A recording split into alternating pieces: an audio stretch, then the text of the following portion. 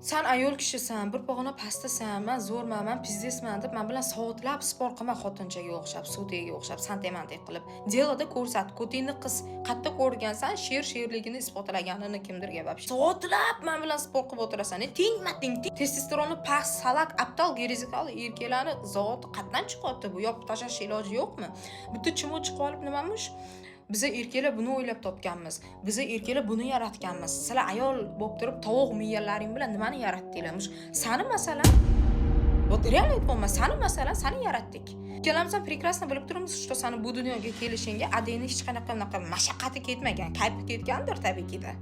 Bu dunyoga kelishingni полностью o'yin обеспечить qilib bergan. Sen katta qilib, kechasini kunduz, kunduzini kecha qilib o'yin qaragan ayol kishi, ya'ni o'rnida ko'tarib yuribdi. Ladna, buni da geçtim. Yaqinda feminizm degan narsa paydo bo'lib, endi ayollarimiz o'z haq-huquqini требовать qilishni boshlashdi. Ungacha erkak kishi tomonidan, erkak zoti tomonidan постоянно запретda bo'lgan. Ayol kishi ilm olishni boshlasa, непокорный bo'ladi deb qo'rqishgan. Ya'ni qadim dushmanisiniz. Biliyorsunuz-mi?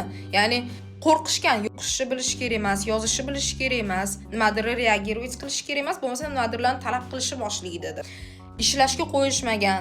Даже nima bu sudlarga показания berishga haqqi bo'lmagan. Bitta o'zini polniy lishnis deb qabul qilishmagani uchun bitta ayolning показаниясini hech qachon qabul qilishmagan.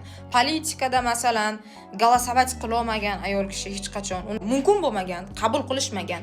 Даже turmushini ham biladi, o'z xohishi bilan emas, kimdirni tanlovi bilan, kim qaysi erkak tanlab bergan, ko'chaga chiqishga mumkin bo'lmagan. Ya hamma narsani zapret qilgansizlar. Bu men bu o'zinglarni nima deydi, egolaringni himoya qilish uchun nima o'ylab topdilaring, qanaqa оправдание, ya'ni bu hamma narsaga. Biz ayol kishidan qo'rqamiz, to'shla bizdan kuchli bo'lib ketadi deb emas-u, biz uni himoya qilyapmiz. Ya yibanashka kimdan himoya qilyapsan? Erkak kishidan so'nishda, ya'ni uyda o'tirish kerak. Ya traditsiyamizga to'g'ri kelmaydi, dinimizga to'g'ri kelmaydi. Dinimizda unaqa narsa yo'q. Nima dinni unaqa xunuk yomon narsa qilib ko'rsatyapsan? Dinda ayol kishi o'qimasin, ishlamasin degan narsa yo'q. Bizning o'zimizning haq-huquqimiz bor. O'zimizning право выборimiz bor u narsaga. Ya'ni kelib men taqilchichasan. Shovmon bu yo'dan teng man bilan xotinchaga o'xshab santemantek qilib sporlab o'tirasan. Turkotingni ko'tar, soqingni ishla. Ayrıca erkaklar buni yaratgan, erkaklar uni yaratgan deb kimdirni tahoratiga nima namoz o'qiyapsan?